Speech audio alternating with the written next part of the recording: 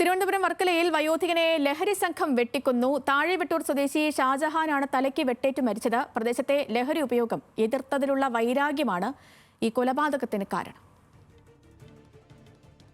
താഴെവെട്ടൂർ തൈക്കാവ് പള്ളി പരിസരത്തും സ്കൂൾ പരിസരത്തുമുള്ള ലഹരി ഉപയോഗം ഷാജഹാൻ എതിർത്തിരുന്നു. ഇതിലുള്ള പക തീർക്കാനായാണ് ഷാജഹാനെ കൊല്ലാൻ 5 അംഗ സംഘം ആസൂത്രണം നടത്തിയത്. ക്രിസ്മസ് തലേന്ന് രാത്രി 8:30 സ്കൂട്ടറിൽ വരികയായിരുന്ന ഷാജഹാനെയും ബന്ധു റഹ്മാനെയും താഴെവെട്ടൂർ കടപ്പുറത്ത് വെച്ച് 5 അംഗ സംഘം തടഞ്ഞു നിർത്തി ചങ്ങല കൊണ്ടടിച്ച് താഴെയിട്ട് റഹ്മാനെ മർദ്ദിച്ച് അവശനാക്കി.